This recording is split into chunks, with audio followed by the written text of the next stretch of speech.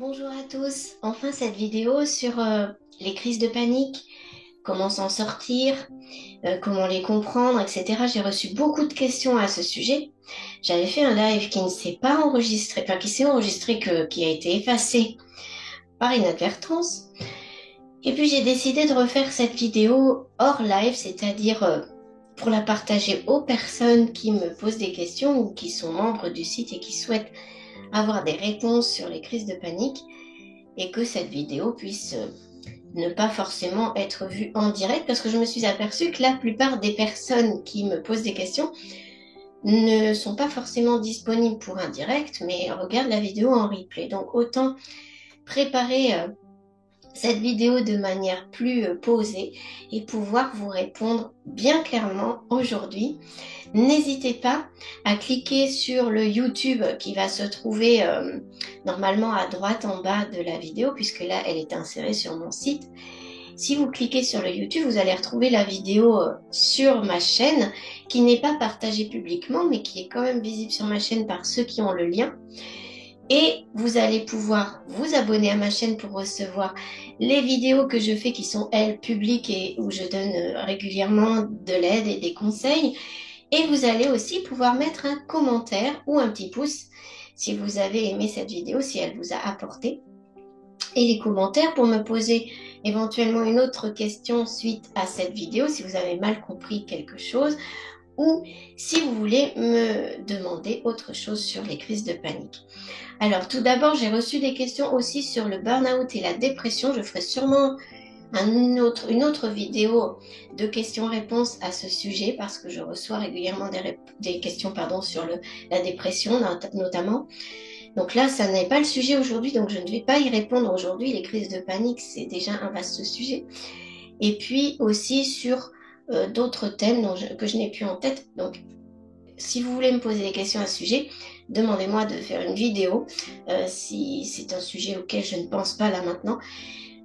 Dans tous les cas, il y aura probablement bientôt une vidéo sur la dépression. Alors cette vidéo, évidemment, ne la prenez pas comme un jugement quand je vais parler des symptômes et de la manière de se comporter des personnes qui ont des crises de panique. Il n'y a aucun jugement sur ce sujet, et je vous rappelle, si vous ne l'avez pas déjà vu dans une de mes vidéos, mon propre parcours, où il y a plus de 20 ans de cela, j'ai fait pendant une dizaine d'années, voire un peu plus, des crises de panique. En fait, elles ont commencé bien avant, mais j'appelle crise de panique au sens où c'est devenu des crises qui étaient répétitives et qui n'étaient pas liées à un phénomène particulier, parce qu'en fait, c'est parti de la peur du sang de mon côté.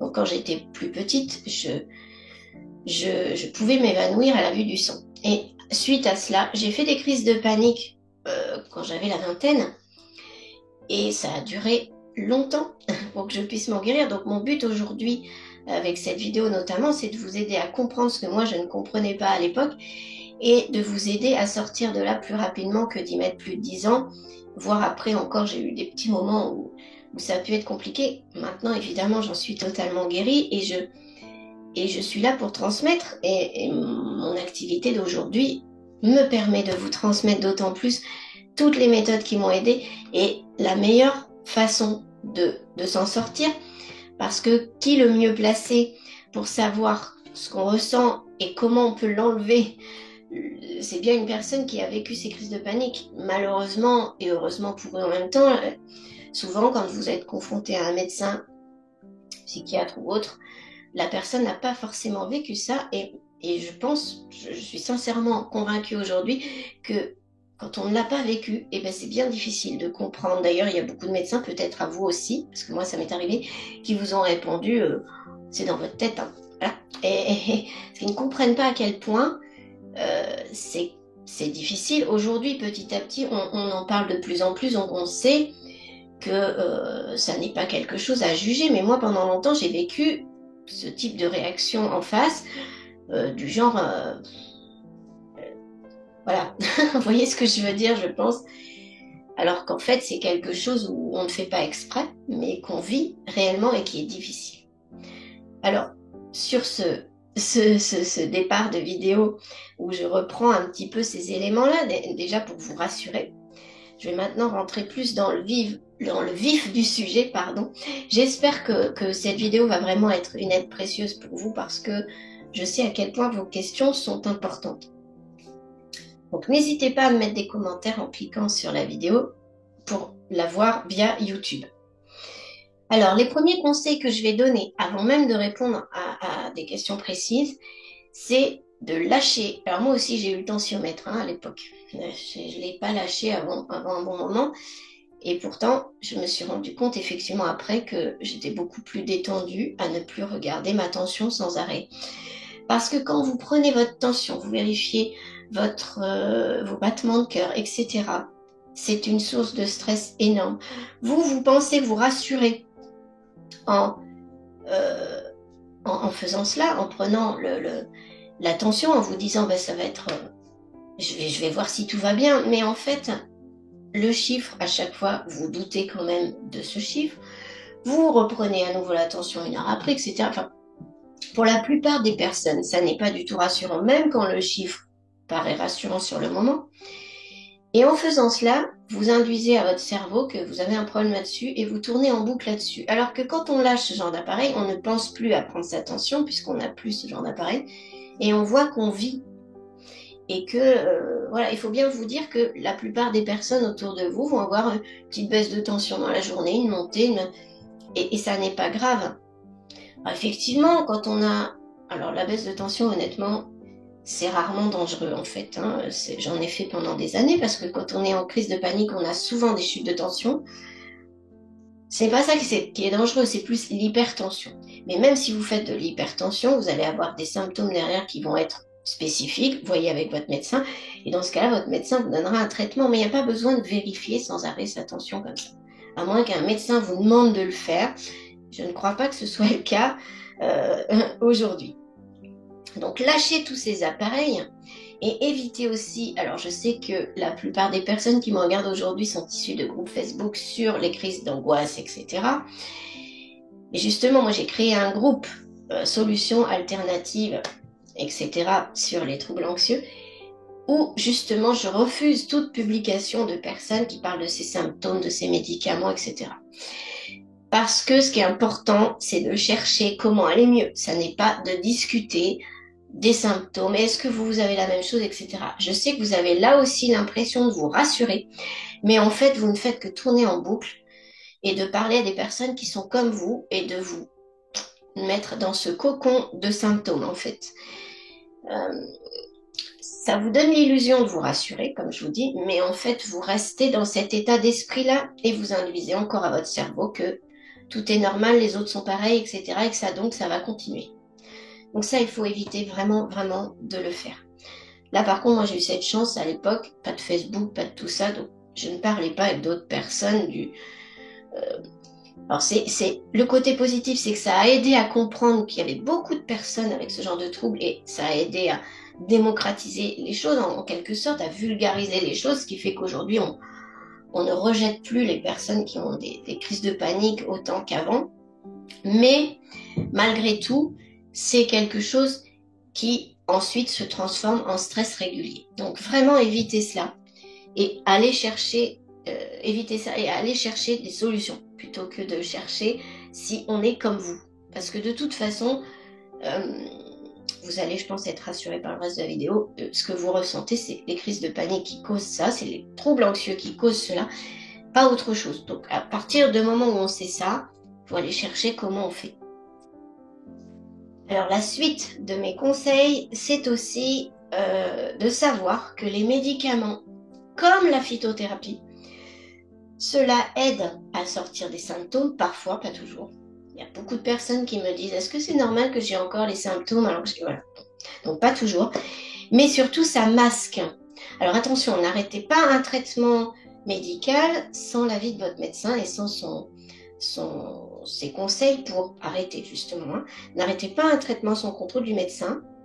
Mais je réponds déjà ici à une question d'Anne et de Sophie sur les médicaments. Les médicaments peuvent très bien ne pas vous enlever du tout vos crises d'angoisse, voire les accélérer. Ça dépend vraiment des personnes. Et si vous regardez les effets indésirables des médicaments, c'est assez logique.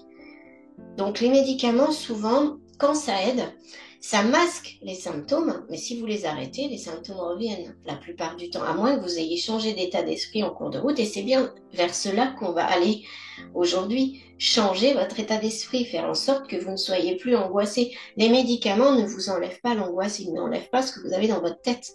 Ils masquent les symptômes. Donc c'est pour ça que ça ne guérit pas. Donc ça, c'est déjà une première chose à savoir. Et ensuite, avant de passer aux questions toujours, je vais vous proposer donc si vous regardez cette vidéo, c'est que vous êtes membre du site, maintenant que vous l'étiez déjà, puisque ces vidéos sont ouvertes aux membres sur le lien que je vous ai donné. Et en tant que membre du site, dans la section des membres au-dessus, sur le site, là où vous inscrivez, où votre nom s'inscrit, votre identifiant s'inscrit, vous allez cliquer sur le menu qui est proposé, vous allez trouver un extrait de la méthode Echinozène Zen Attitude. Ça n'est pas celle contre les crises de panique du tout, mais dans cet extrait, il y a un geste d'ancrage. Ce geste d'ancrage est utile pour se déstresser rapidement à toute personne, et donc ça peut aussi vous être utile à vous, même si évidemment ça ne suffira pas à enlever les crises, loin de là. C'est un premier pas à faire. Et vu qu'on parle de médicaments, je vous donne un début de soin de ma part avec cet extrait. Donc, allez-y, allez voir et essayez ce geste. Alors évidemment, ça ne se fait pas en une fois, il faut des répétitions, mais ça va déjà vous apprendre, parce que c'est ça aussi ce que je vais vous expliquer aujourd'hui, c'est que pour sortir des crises de panique, c'est tout un entraînement à mettre en place. Ça ne se fait pas en une seule fois. Ça peut être rapide, mais ça ne se fait pas en une seule fois. Alors évidemment, quand on a passé comme moi une dizaine d'années en thérapie sans que les crises de panique ne s'en aillent, on va trouver ça très rapide, en quelques mois de plus avoir de crise. Parce qu'effectivement, en quelques mois, voire quelques semaines, on peut ne plus avoir de crise. Mais ça va sous-entendre derrière un travail de votre part, un travail d'entraînement à utiliser d'autres gestes, d'autres réactions, etc. Donc, ce geste d'ancrage peut déjà vous montrer ce que c'est que d'ancrer quelque chose, d'ancrer un nouveau comportement en vous, en faisant ce travail de le faire, par exemple, tous les jours pour vous entraîner et à être dans un nouveau conditionnement pour vous déstresser. Voilà, j'espère avoir été claire sur ce principe. Vous comprendrez mieux aussi avec la suite des explications et avec tout ce qui est donné dans les conseils et toutes les aides et les techniques et les outils concrets que je donne dans le programme SOS Crise de panique, où évidemment il y a beaucoup plus que tout cela. Et aussi un autre élément, puisqu'on parlait des médicaments tout à l'heure, que je vais vous donner là ici maintenant, j'en parle aussi parmi tous ces conseils, ces outils. L'autre élément, c'est le magnésium. Alors le magnésium, lui, il est spécifique parce que, comme beaucoup de minéraux, dans notre alimentation moderne, on en manque souvent. Et en plus, lorsqu'on est quelqu'un de très anxieux, on va dire on mange nos réserves plus facilement que les autres. On a besoin c'est pas qu'on a besoin d'en prendre plus, il faut éviter les surdosages, hein, mais on va manger les réserves. Donc, n'hésitez pas à prendre du magnésium régulièrement. C'est un complément alimentaire, ce n'est pas un médicament. Hein. Il y a plusieurs formules, trouvez celle qui vous convient.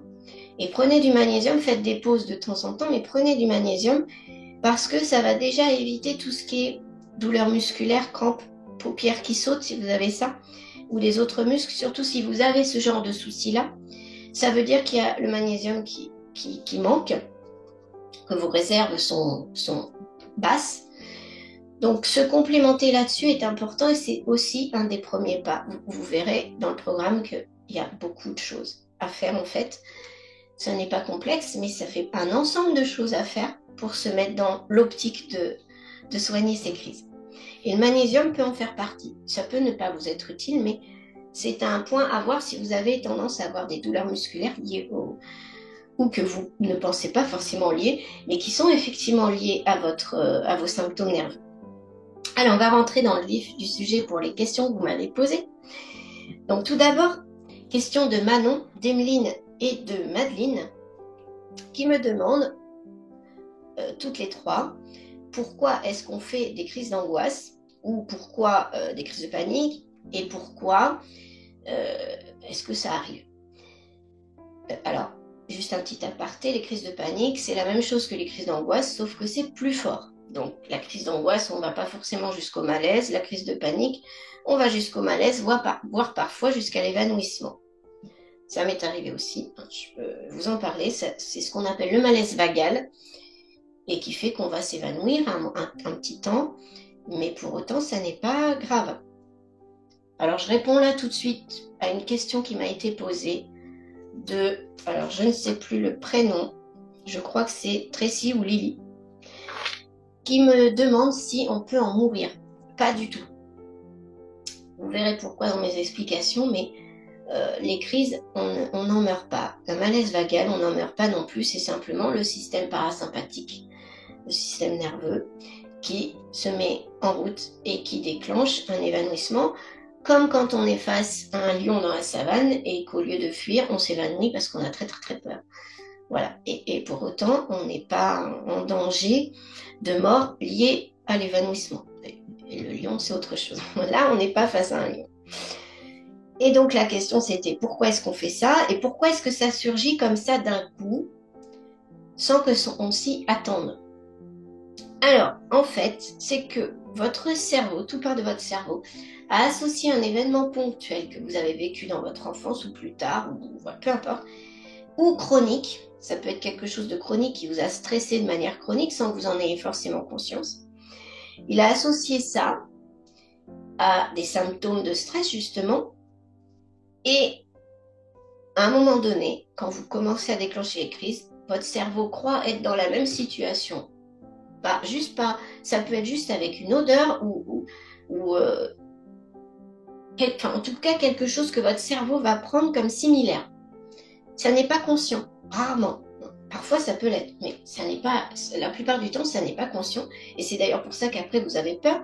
Parce que si vous identifiez pourquoi vous avez eu peur, tout de suite il va y avoir une cause et vous allez... Voilà, ça ne va pas amplifier le problème. Mais là, comme vous n'identifiez pas pourquoi vous avez eu peur, eh bien vous pensez que la peur peut arriver n'importe quand et c'est ça qui déclenche ce phénomène de cycle.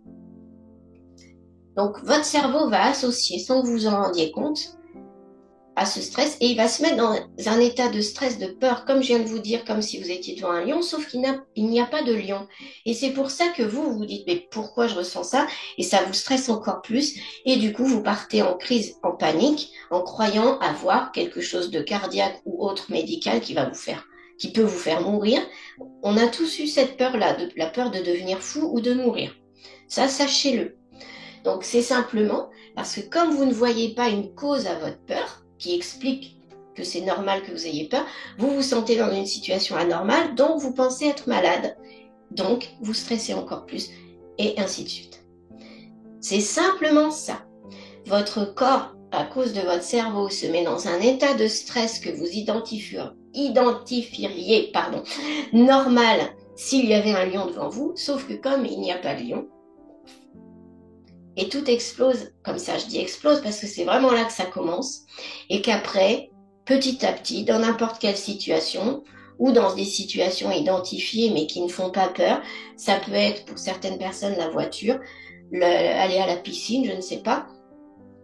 Après, vous associez au lieu où vous avez fait la crise parce que vous pensez que tout naturellement c'est à cause du lieu ou à cause de ce phénomène-là, et du coup, mais tout en sachant très bien qu'il n'y a aucune raison d'avoir peur en voiture ou il n'y a aucune raison d'avoir peur à la piscine, il y a toujours cette notion dans les crises il n'y a aucune raison d'avoir peur. Et c'est pour ça que vous avez encore plus peur parce que vous pensez être malade. Parce que s'il y a une raison d'avoir peur, on ne se pense pas malade. Vous voyez?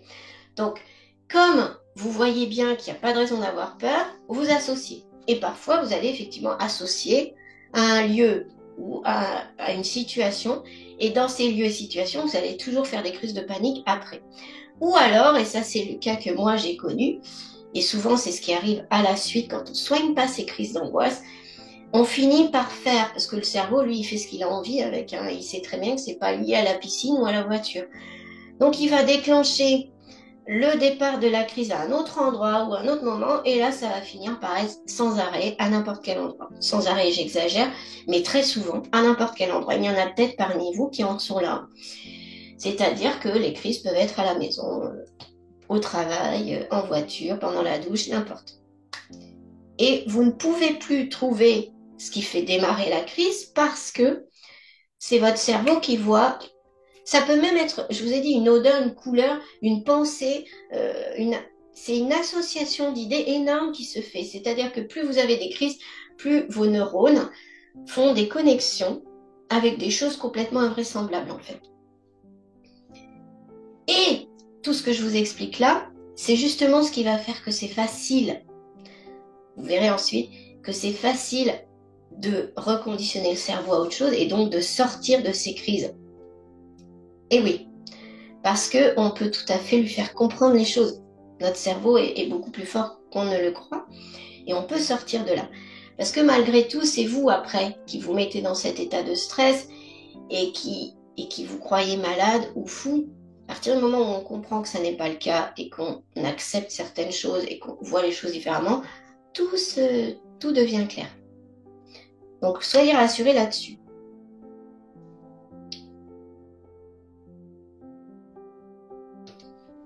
C'est aussi ce qui fait encore aujourd'hui certainement que beaucoup d'entre vous anticipent les crises parce que vous savez que à tel endroit vous risquez d'en faire une dans telle situation parce que vous-même, en dehors des signaux que votre cerveau reçoit d'éléments qui ne sont pas conscients, vous avez aussi vous-même associé à des choses conscientes. Je viens de vous dire la voiture, la piscine. Donc vous, de manière consciente, vous pensez que même si vous savez que ces éléments-là ne sont pas des éléments normalement de stress, vous pensez que la dernière fois, vous avez eu une crise. Et du coup, vous vous mettez en état de... Donc il y a le double effet qui se coule. Hein. On peut en rire un peu aussi. Il vaut mieux en rire parce que le rire fait tomber beaucoup de stress.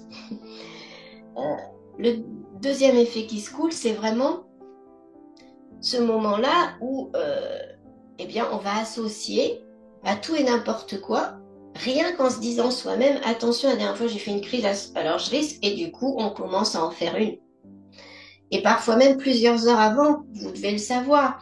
Vous savez que vous allez à tel endroit ce soir ou à tel endroit demain, vous commencez déjà à turbiner. Et ça y est. Donc tout ça, on va pouvoir le squeezer. Hein. Donc, dites-vous là maintenant, vous êtes devant ma vidéo, tout va bien, tout va bien, tout va bien. Il y a rien qui va mal se passer là maintenant. Ensuite, Rima m'a demandé quelle était l'origine des crises nocturnes. Mais en fait, c'est la même chose. Simplement, comme je viens de vous l'expliquer là, si vous avez compris, le fait que ce soit nocturne, c'est parce que votre cerveau, ou vous, hein, les deux, enfin vous c'est votre cerveau aussi, mais vous avez compris, je parle de l'inconscient, du conscient, eh bien vous avez associé la nuit ou l'état de pénombre à vos crises. Et du coup, ça vient la nuit ou avec vos crises. Que ça soit conscient ou inconscient. C'est le même principe. Et en plus, lorsque le corps se pose, lorsque vous êtes à essayer de vous détendre, votre cerveau dit « Oh non, non, non, faut pas se détendre ». Parce que vous n'êtes plus dans l'action de penser à autre chose. Première chose à savoir, c'est que c'est comme ce que je vous disais par rapport aux appareils, aux groupes où on parle que de ça. Quand on se met à penser à autre chose, à être dans l'action, dans, je sais pas, votre travail, faire la vaisselle, voilà, on a plus de chances que les crises n'arrivent pas parce qu'on est occupé à autre chose et les pensées sont occupées à autre chose. Donc quand le corps se pose pour dormir, forcément, il y a moins de pensées et il y a un moment donné où ça peut laisser une porte ouverte aussi aux crises. Ça peut être ça, mais ça n'est pas forcément le cas. Hein. Il y a aussi souvent des associations, quand on est jeune, entre le noir, la nuit et la peur du noir. On l'a souvent eu, cette peur du noir petit, et parfois l'association vient aussi de ça. Parce que si vous voulez, quand vous faites des crises d'angoisse, tout ce qui vous fait peur depuis petit ou ce qui vous a fait peur vient se greffer dessus.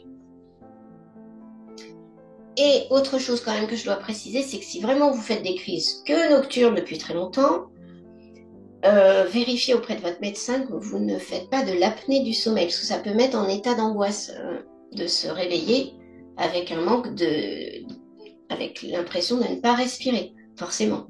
Ça aussi, c'est une cause d'angoisse qui est logique et qui fait qu'après, on peut enclencher des crises. Donc, vérifiez avec votre médecin. Pour la plupart du temps, je vous rassure, ça ne sera pas le cas, mais vérifiez quand même. Et puis ensuite, ça peut être quand c'est plutôt la nuit. Là, je parle notamment des réveils en pleine nuit où là, on se dit, bah, je dormais, pourquoi est-ce que je stresse? Ça peut être un stress post-traumatique qui est amnésique. Une amnésie post-traumatique qui est induite donc par le fait que ben, vous avez vécu quelque chose de très très très difficile. Votre cerveau, il a fait blackout pour se protéger, il oublie. Enfin, il croit se protéger, donc il oublie. Mais vous allez vous rendre compte dans cette vidéo que le cerveau est loin de faire, si on ne contrôle pas les choses, est loin de faire ce qui devrait être fait. Hein. Donc, souvent, voilà, quand il y a un gros stress, un gros traumatisme, il y a une amnésie derrière, surtout quand on est petit. Et c'est tellement enfoui que ça ressort que dans vos rêves éventuellement, et du coup, hop, crise d'angoisse en pleine nuit. Donc ça, à ce moment-là, c'est à aller chercher. Et peut-être qu'en travaillant là-dessus, et sûrement en travaillant sur vos crises d'angoisse, si vous avez vécu un traumatisme spécifique comme cela, ça va remonter, ça va revenir.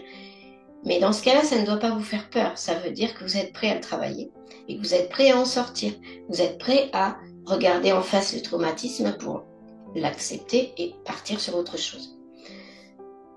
Donc voilà ce qui peut être aussi dans les origines des crises nocturnes, mais comme je vous l'ai dit, c'est surtout parce que vous avez associé la nuit, le noir avec les crises d'angoisse. Ensuite, j'avais une question de Marie-Noël, toujours sur les origines de crise, qui me demande si un problème de cortisol inverse ou inversé pourrait être à l'origine de la crise d'angoisse.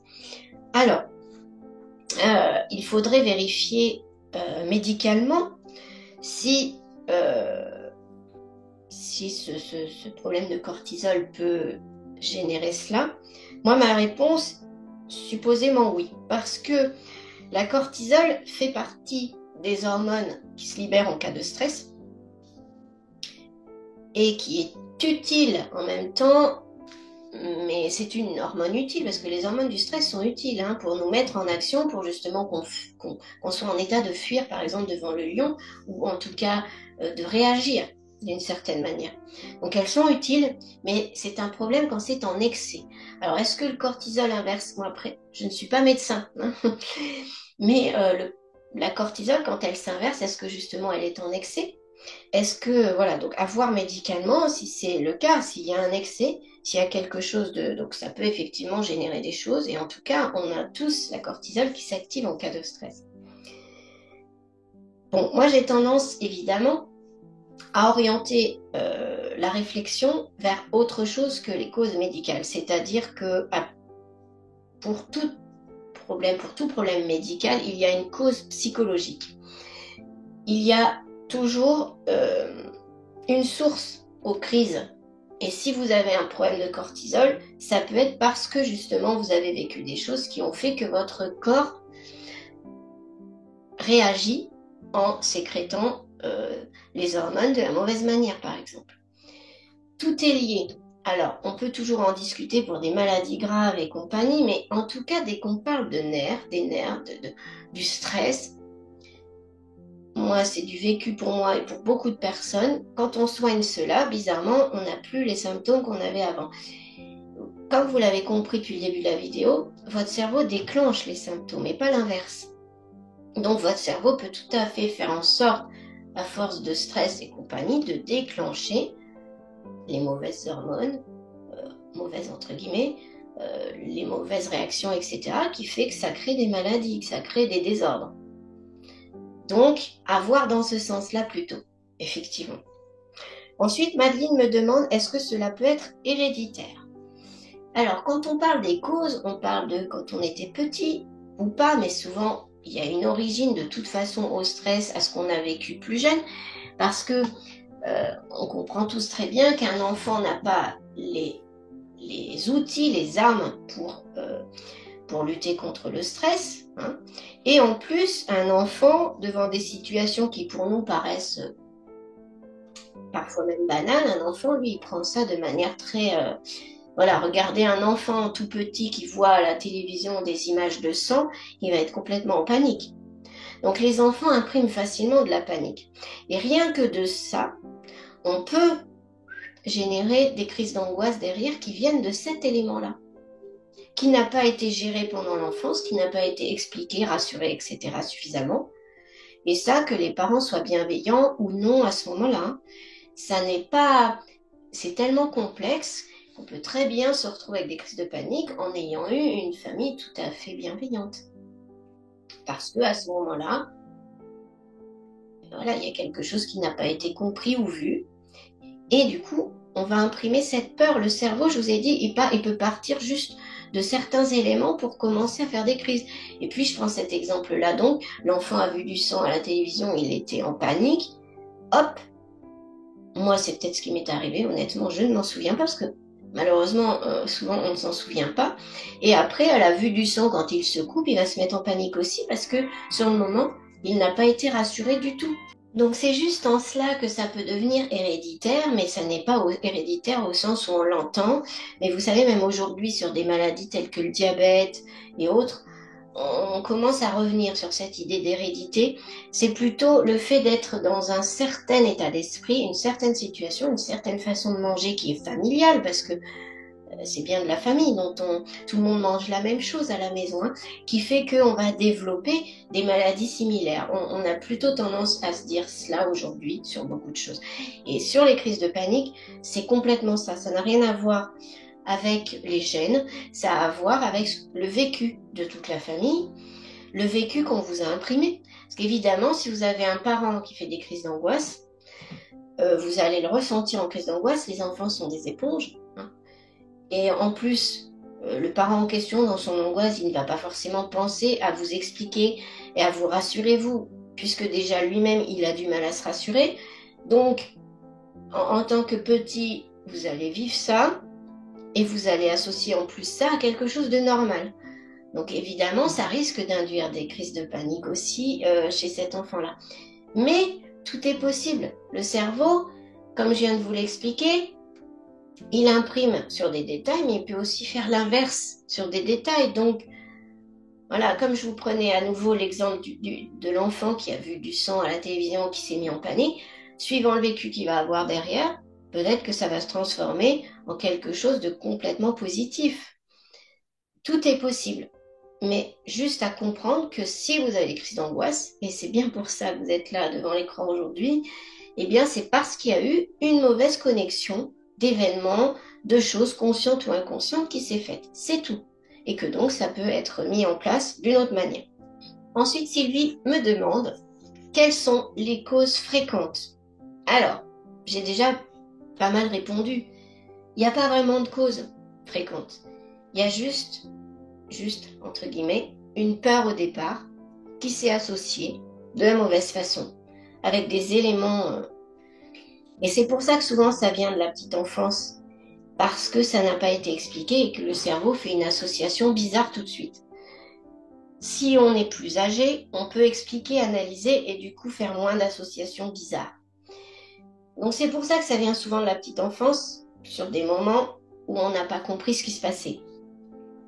Et puis de tout un terrain anxieux, de manque de confiance en soi, de manque de confiance des autres.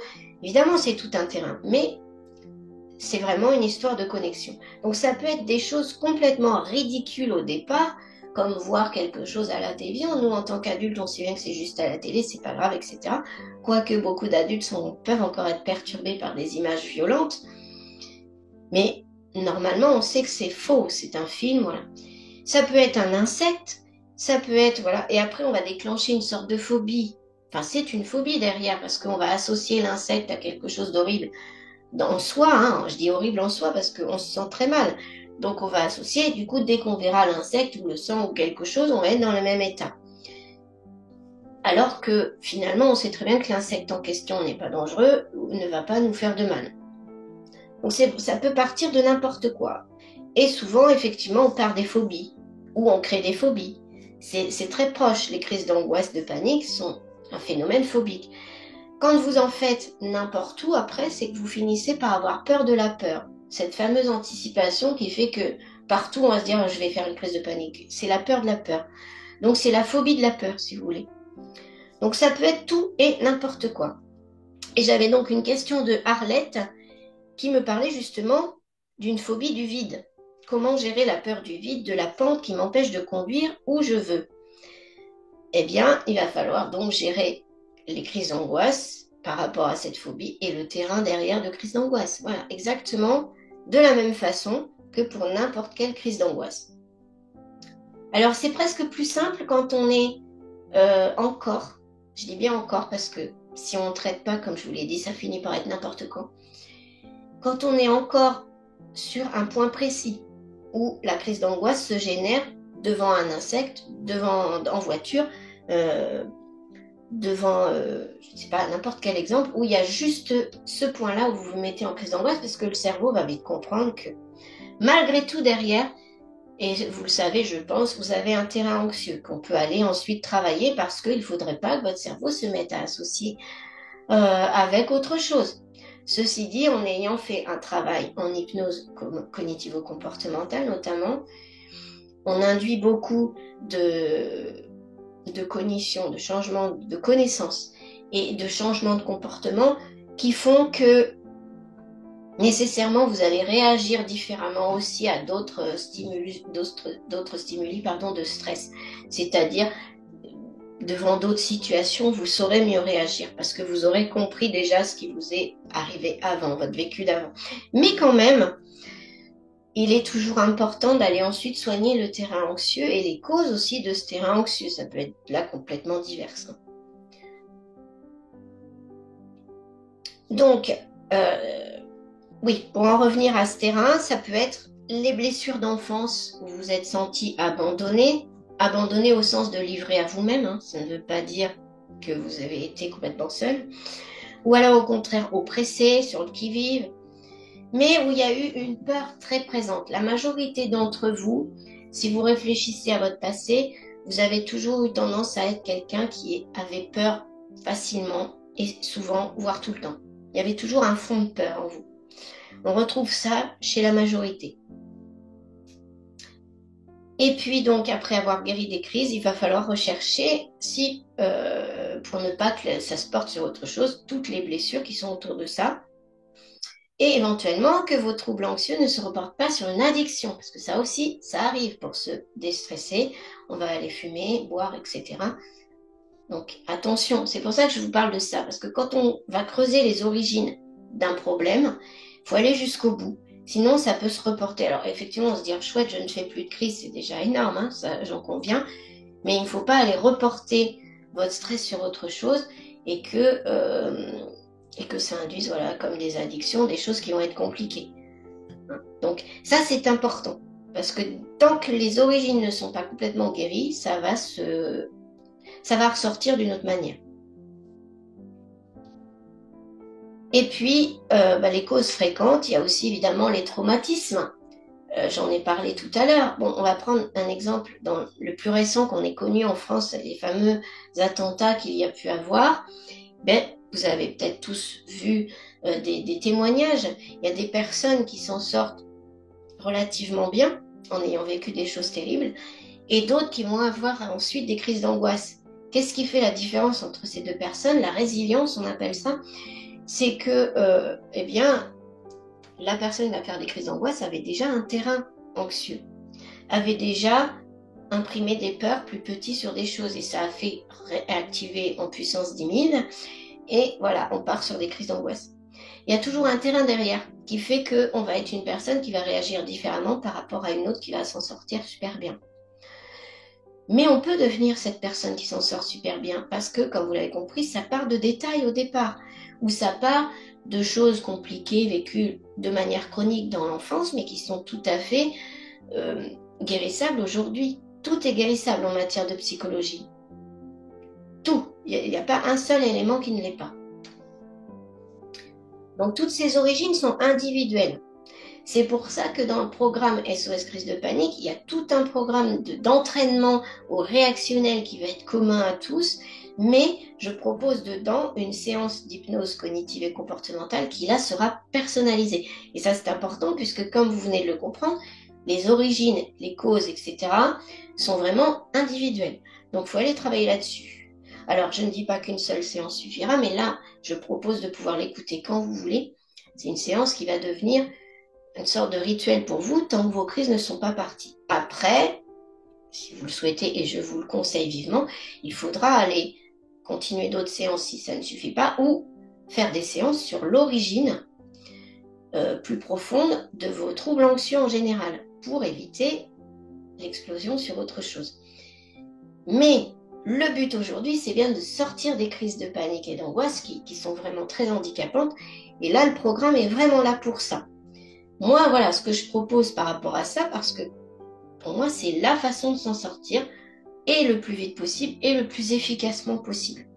Après, libre à vous de faire différemment, et voilà, je sais comment faire rapidement, et je sais ensuite ce qu'il vaut mieux faire, mais en tout état de cause, quand on utilise l'hypnose cognitive et comportementale, on n'en a pas pour des années, hein. Donc c'est pour ça que moi c'est d'autant plus important de vous faire passer ce message parce que j'ai passé des années en thérapie. Quand on discute simplement, alors ça m'a aidé à débloquer des situations, des choses en moi, etc. Bien sûr, heureusement, mais ça n'est pas aussi rapide et ça n'est pas aussi efficace dans le temps parce qu'il a fallu que je fasse d'autres choses par moi-même à côté. Donc voilà l'état des choses aujourd'hui pour sortir des crises. On en parlera plus dans les questions sur justement comment on guérit. Alors ensuite, j'avais des questions de Stéphanie, Marie-Noël et Tracy sur les symptômes. Alors, on me demandait si le syndrome des jambes impatientes s'accentue lors d'une angoisse. Ben, ça peut être lié, oui, parce que c'est un trouble qui est, on dit, de circulatoire, mais qui est grandement lié à l'état nerveux.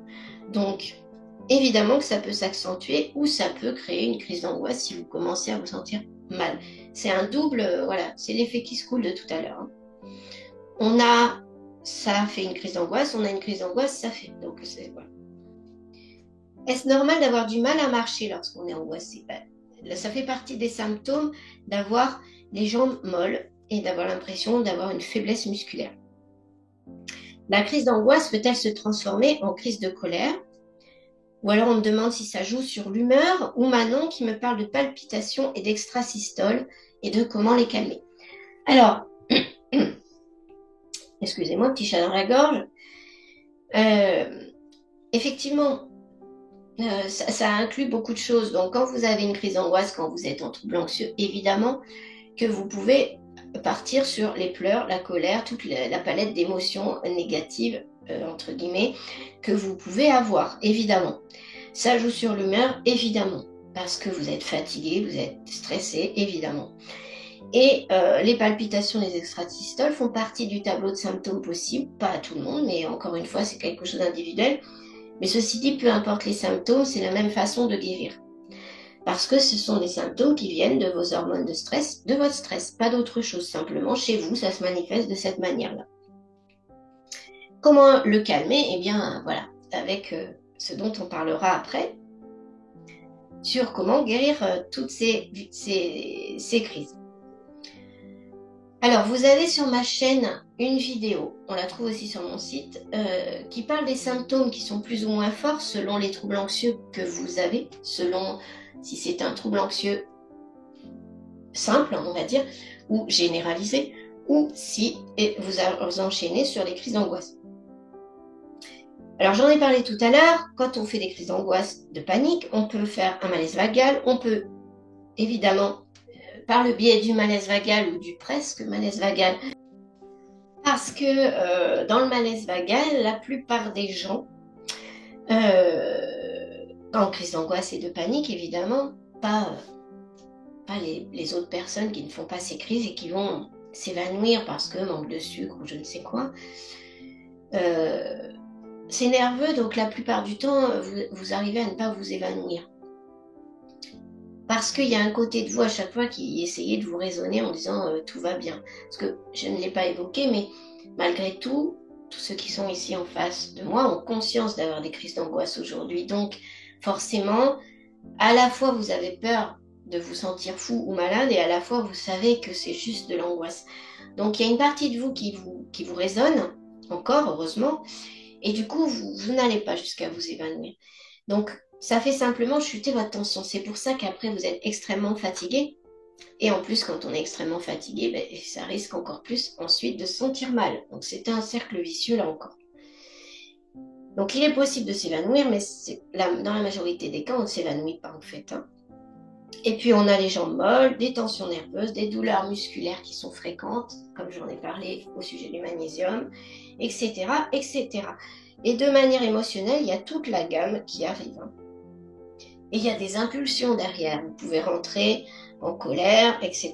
Donc si vraiment vous faites des colères fortes, des rages, si vous êtes à partir dans les insultes, etc., ou dans les cris, des colères qu'on appelle explosives, il va falloir aussi aller travailler sur le stress et les blessures qui ont occasionné ça. Ça, c'est hors crise d'angoisse ensuite. Hein.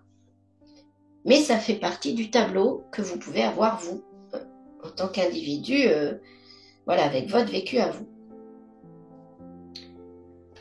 J'ai prévu d'ailleurs, je parlais de la dépression en début de vidéo, j'ai prévu d'ailleurs une vidéo sur la colère et sur les manières de la gérer, qui elle sera publique par contre, très prochainement. Ensuite, j'avais des questions de Chantal, Stéphanie, Emeline, Brigitte, Nancy, Madeleine, Brigitte, Arlette, à nouveau Brigitte, Tracy et Lily.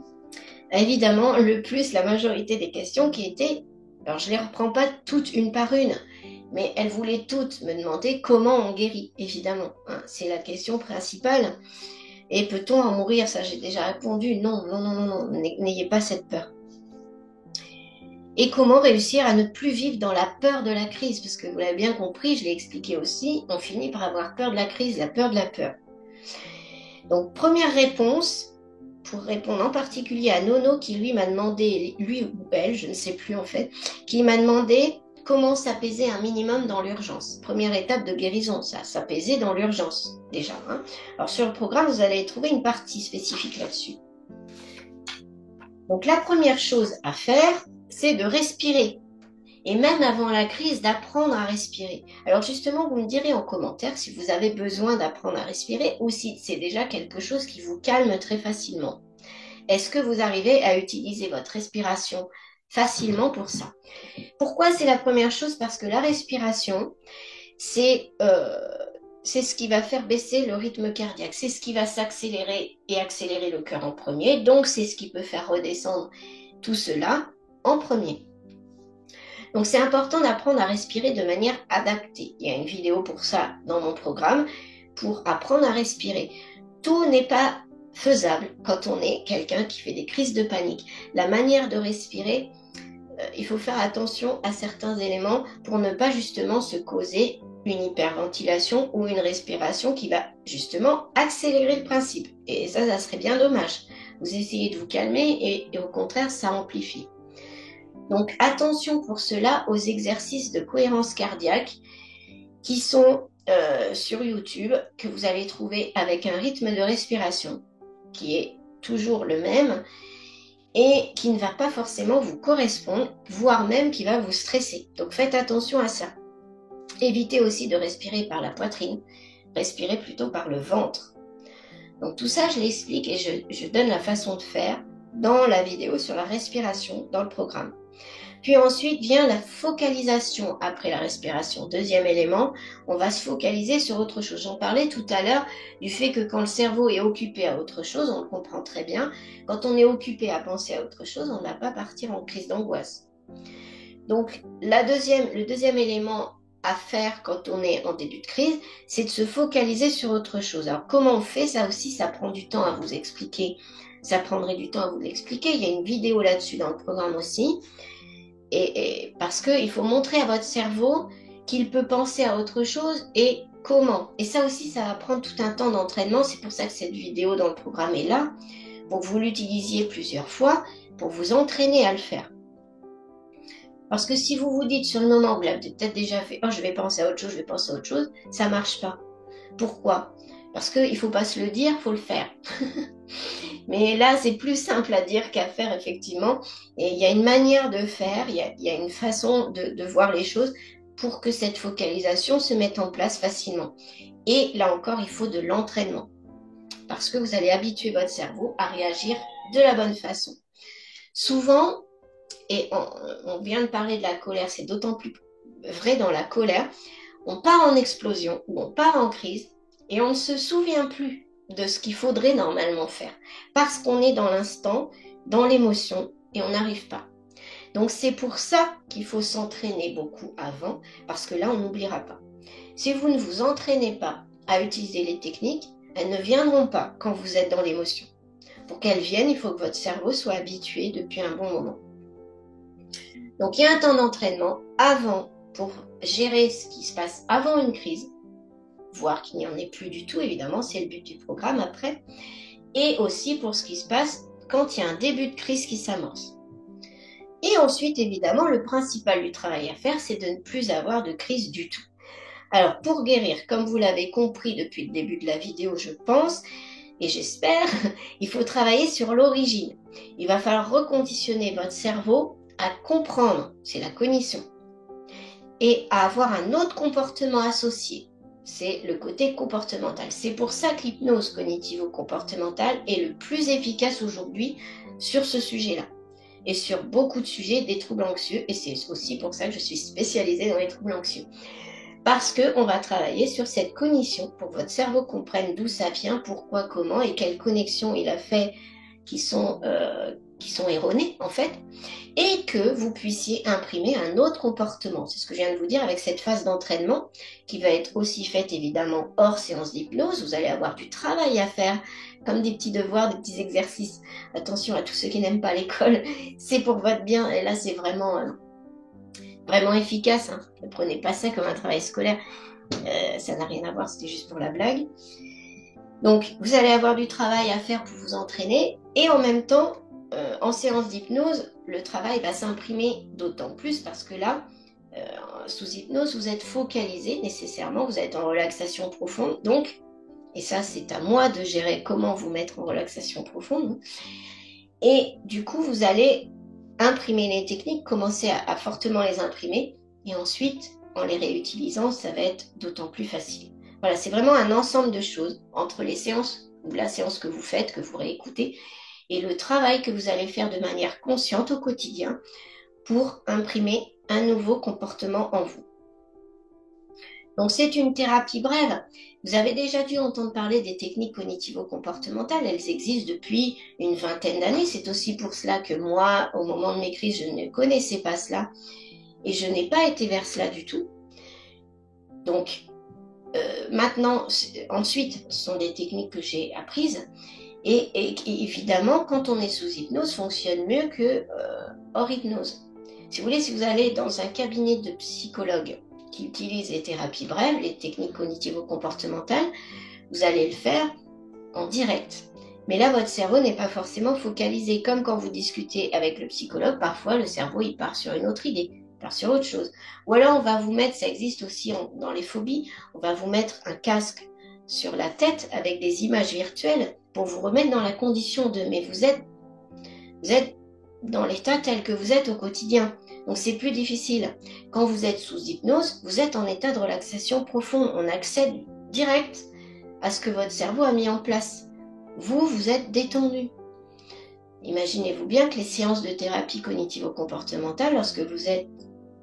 évidemment, vous avez l'aide du thérapeute qui est là, qui vous met en condition, mais c'est plus difficile, ça prend du temps, parce qu'au départ, la personne va pouvoir vous mettre face à la réalité que pendant quelques secondes, parce que vous ne tiendrez pas plus longtemps. C'est ce qu'on appelle je ne trouvais plus mes mots, la désensibilisation. Pour se désensibiliser d'une phobie, par exemple, on va commencer à vous montrer des araignées, voilà, par exemple, si c'est l'araignée, au départ, vous n'allez pas tenir plus de quelques secondes, parce que le stress va venir. Donc ça va vous apprendre à gérer, mais ça va mettre du temps. Quand vous êtes sous hypnose, c'est important que je fasse cet aparté pour vous faire comprendre comment ça fonctionne. quand vous êtes sous hypnose, vous êtes en relaxation profonde. Donc nécessairement, ça va être beaucoup plus facile et ça va être beaucoup moins contraignant pour vous. Et plus rapide, évidemment, puisque eh ben, c'est plus facile, donc on va plus vite. Malgré tout, de toute façon, les techniques cognitivo-comportementales sont des thérapies brèves pour sortir des symptômes comme ça, du réactionnel. Après, derrière, on peut, comme je vous l'ai dit depuis le début, aller chercher les origines profondes pour vraiment être sûr que les troubles anxieux ne reviennent pas. Et en cela, c'est là où parfois il y a le souci avec les thérapeutes classiques. Je vais dire sur le sujet, c'est qu'ils ne travaillent que là-dessus, ils n'ont pas à aller rechercher ensuite les origines. Et du coup, vous pouvez réassocier avec une addiction ou autre chose. Ça, j'en ai déjà parlé, je ne reviens pas là-dessus. Donc, on va travailler là-dessus. Et puis, on va travailler surtout en hypnose parce que, comme je viens de vous dire, c'est le plus efficace. Alors, pourquoi je reparle de ça? Parce que faites attention aux hypnoses que vous voyez en vidéo sur YouTube. Ça n'est pas personnalisé. Ça n'est pas de l'hypnose cognitivo-comportementale dans la majorité des cas, voire quasiment tout. Parce que cette forme d'hypnose est vraiment personnalisée, donc ça ne peut pas être mis en vidéo. Moi, j'en mets un petit peu. Il y a quelques séances sur ma chaîne, je ne sais plus exactement le nombre que j'ai laissé, qui peuvent aider, mais ça n'est pas personnalisé. En plus, la plupart du temps, vous n'êtes même pas en hypnose parce que vous n'êtes pas en relaxation profonde. Et donc après, vous allez me dire, ah ben, l'hypnose, ça marche pas. Donc attention, parce que ça n'est pas la même chose du tout. Et en plus, pour l'instant, en France, nous ne sommes qu'une 60aine de thérapeutes à utiliser l'hypnose cognitivo-comportementale, pas plus. Donc sur YouTube, je crois que je suis la seule. Honnêtement, j'ai pas cherché après, mais toutes les hypnoses que moi j'ai déjà vues, ça n'était pas ça. Et donc, pour sortir des crises, il va falloir aussi, je vous en ai déjà pas mal parlé, changer d'hygiène de vie. Alors, c'est ces fameux exercices dont je parle qui vont faire que vous allez changer de comportement. Vous allez gérer votre stress spécifique aux crises et aussi quotidien. Les deux aspects sont absolument importants. Et vous allez apprendre. Donc ça, c'est toute la partie du programme qui est énorme aussi autour de cette séance. Qui fait il y a beaucoup de vidéos à suivre pour se mettre en place une autre façon de se comporter. Ça n'est pas contraignant, hein, honnêtement, c'est simple. Il va jamais y avoir un programme à suivre à la journée avec plein de choses à faire, non. Mais c'est toutes les choses auxquelles aujourd'hui vous ne pensez pas ou que vous ne savez pas, que vous pouvez mettre en place et qui font que, eh bien là, vous allez gérer les choses différemment. Donc ça, c'est aussi important que la séance, hein, vraiment. Donc attention, si on faisait que le travail sur la crise dans la séance, ça je le sais, hein, pour l'avoir vécu, si on fait que le travail sur la crise, eh bien le bien-être va être ponctuel, mais le stress va revenir d'une autre façon. Et si on travaille que sur les origines, eh bien les crises vont s'en aller petit à petit, mais ça va mettre beaucoup plus de temps. Donc c'est pour ça qu'il faut faire les deux en parallèle, vraiment. Donc c'est comme un ordinateur, hein. Si on n'a pas complètement vidé toute la mémoire de l'ordinateur, il y a des choses qui risquent de se retélécharger, vous voyez, les virus, hein. Donc il faut aller nettoyer de tous les côtés. Ensuite, Brigitte me demande, je suis toujours en mode survie, le sport m'apaise un peu. Alors j'ai pris, ça n'est pas une question, mais j'ai retenu sa phrase parce que effectivement, l'activité physique fait partie des outils. Si vous faites du sport, vous devez le savoir. Et effectivement, à petite dose, hein, ça aussi c'est une hygiène de vie. Il ne s'agit pas de faire des marathons ni de se mettre à faire forcément du sport tous les jours si vous n'aimez pas du tout ça. Malgré tout, on vous le conseille, hein, comme en termes de sommeil, d'alimentation, il y a des choses à respecter pour aller bien. Si vous avez l'habitude de dérégler complètement vos habitudes de vie, déjà vous vous mettez en grande partie en situation de faire des crises d'angoisse. Ça, c'est la première chose que j'ai compris il y a très longtemps.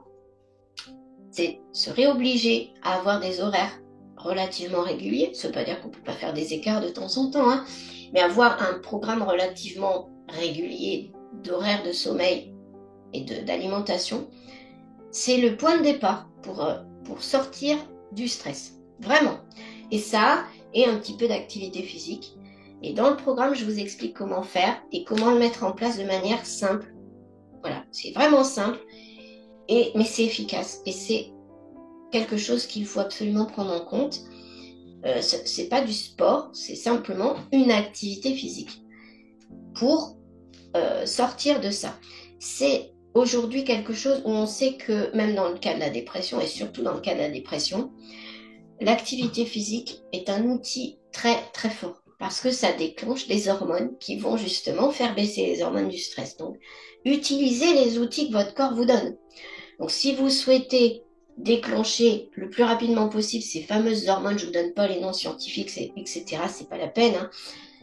Vous chercherez si vous voulez en savoir plus, mais si vous voulez déclencher ces bonnes hormones, entre guillemets, le plus rapide, le plus efficace, c'est le sport. Évidemment, l'hormone du plaisir, on peut aussi la déclencher d'autres façons. Je vous l'explique aussi dans le programme, mais le sport, c'est la première chose. Pas le sport, l'activité physique. Je préfère pas dire sport, parce qu'il y a des gens qui vont prendre peur tout de suite, oh là là, non. C'est vraiment des choses simples. Ensuite, Anne-Laure me demande comment sortir des pensées obsédantes de notre esprit quand elles envahissent notre quotidien. Eh bien, justement, dans le programme aussi, il va y avoir des choses sur la pleine conscience. Vous en avez peut-être entendu parler en termes de méditation. Parfois, là aussi, le terme fait peur. On se dit, oh là là, méditation, on voit tout de suite les Bouddhas et on se voit au-dessus d'une montagne. Non, c'est pas ça. C'est pas le mot perché là qu'il faut retenir et pourtant c'est essentiel. La pleine conscience, c'est simplement être capable d'être centré, vous savez, comme la focalisation, d'être centré uniquement sur ce qui se passe là maintenant, dans le corps, dans la présence. C'est tout. Et vous, en face de moi, là, la plupart du temps, et je suis persuadée que c'est tout le monde, vous ne savez pas encore faire ça. Parce que dans tout votre vécu, vous n'avez pas appris à faire ça. Et ça fait partie des détails, c'est qu'un détail, franchement. Mais dans votre famille, dans votre vécu, vous n'avez pas appris à faire ça. Vous n'avez vu personne être dans cet état-là, voilà. Et du coup, vous ne savez pas ce que c'est. Il faut savoir aujourd'hui que la plupart des personnes qu'on trouve zen, elles le font de manière inconsciente. C'est un état d'être qui fait que on reste quelqu'un de calme. Donc ça s'apprend. Si vous voulez chercher des choses sur ce sujet, ça s'appelle la pleine conscience. Mais malheureusement, entre guillemets, vous allez trouver beaucoup de vidéos ou de choses à ce sujet qui sont assez perchées ou assez dans l'éveil spirituel et compagnie. Si ce ne sont pas des choses qui vous parlent, vous pouvez trouver ça bizarre. Donc vraiment, dans le programme, je vous apprends à rentrer dans cet état de pleine conscience de manière très simple, en 5 minutes, et de voir les bienfaits que ça peut avoir. C'est quelque chose que vous ne connaissez pas pour le moment. Dans la plupart des cas, c'est adapté à vous. Hein. Donc, il va falloir vous approprier ces techniques-là et cette façon d'être là parce que vous ne l'avez pas apprise de manière naturelle. Tout simplement. C'est tout bête. C'est juste des éléments que vous n'avez pas appris et que d'autres ont appris. Et ça, il n'y a personne à juger là-dedans, c'est votre vécu qui a fait que. Ensuite, sur les thérapies, on m'a demandé comment arriver à rentrer en hypnose quand on n'arrive pas à lâcher prise. Ça, c'est une question de Emeline. Alors, je vous en ai parlé tout à l'heure. Ça, c'est aux praticiens de le faire. Si vous n'êtes pas rentré en hypnose, alors peut-être qu'Emeline a essayé des vidéos sur YouTube. Donc là, j'ai déjà répondu à cette question. Vous savez pourquoi. Et si vous êtes en face d'un thérapeute, si vous n'êtes pas rentré en hypnose, déjà, il faut oser lui dire. Mais il faut déjà savoir ce que c'est quand rentrer en hypnose. Rentrer en hypnose, et moi je l'ai vécu aussi, hein, le thérapeute, il ne vous explique pas forcément ce que vous allez ressentir. Ça veut dire être en relaxation profonde, et concrètement, c'est l'état que vous connaissez juste avant de vous endormir, où vous êtes encore conscient, parce que vous êtes conscient. Vous pouvez arrêter d'ailleurs une séance quand vous le voulez, hein, si vous entendez un bruit, quelque chose qui vous fait peur, hop, ça va, vous allez sortir tout de suite de la séance. Donc c'est pour ça que le but, c'est de se mettre au calme. Donc, quand on est dans cet état-là, on est comme dans un demi-sommeil, où on entend encore ce qui se passe, on est encore conscient de ce qui se passe, mais on n'est plus là aussi, d'une certaine façon. Il y a les deux éléments. Vous savez, si vous l'avez ressenti, comme juste avant que vous endormiez, quand vous êtes bien là, mais que vous n'êtes pas encore endormi. Donc c'est vraiment cet état-là, on appelle ça l'état alpha. Et pour arriver à cet état-là, il faut être en relaxation profonde. ce que le corps arrive à faire naturellement quand vous avez un bon sommeil. Alors malheureusement, la plupart d'entre vous avez des soucis de sommeil aussi souvent, donc vous avez du mal à ressentir ça. Mais un bon thérapeute va réussir à vous faire entrer dans cet état-là. S'il n'y arrive pas, soit c'est parce que vous n'avez vraiment pas la volonté de faire cette séance en fait, soit, eh bien, il n'utilise pas les bonnes techniques qui sont adaptées à vous. Moi, dans mes séances, étant donné que c'est en audio, si vous me dites je ne suis pas rentrée, je n'étais pas en relaxation profonde, je n'étais pas en hypnose, je refais gratuitement la séance en refaisant toute cette partie de relaxation. Parce que dans une séance d'hypnose, c'est toute une partie de la séance, parfois elle est même plus importante que la seconde partie, surtout quand c'est la première fois. Et c'est toute une partie de la séance qui est très importante pour que vous soyez en état d'hypnose. Et une fois que vous êtes en état d'hypnose, là, il y a la partie technique, cognitivo-comportementale qui se met en place pour vous apprendre un nouveau comportement, etc. Mais il y a d'abord toute cette partie-là qui est importante. Si vous écoutez des vidéos sur YouTube, vous verrez qu'on n'arrive même pas, la plupart du temps, à distinguer deux parties différentes. Si vous l'écoutez sans vous mettre en situation. Moi, je l'ai fait. Donc, ça n'est pas comme ça que ça fonctionne. Et en plus, eh bien, on va tomber souvent sur de l'hypnose ericksonienne qui n'a rien à voir avec l'hypnose cognitivo-comportementale, où les suggestions sont faites complètement différemment et où le thérapeute a tendance à rapidement vous faire partir sur ces techniques et vous n'êtes pas en état d'hypnose.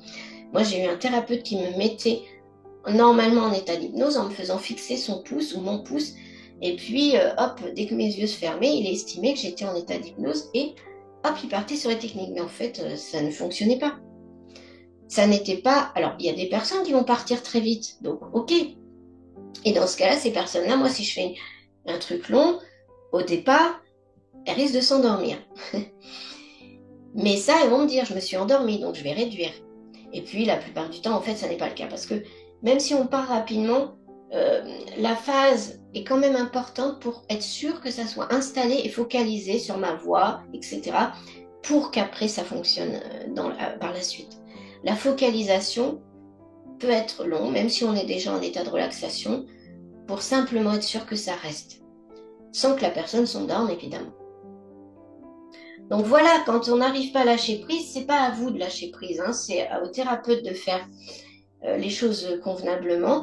Et vous, si vous vous dites je ne lâche pas prise, est-ce que vous avez vraiment la volonté de faire cette séance? Et si vous l'avez, eh bien dites-vous simplement ne cherchez pas à lâcher prise, ne cherchez pas à penser quoi que ce soit, laissez-vous faire. C'est ça qu'on attend dans la séance. Il faut se laisser faire. C'est le thérapeute qui prend en main les choses.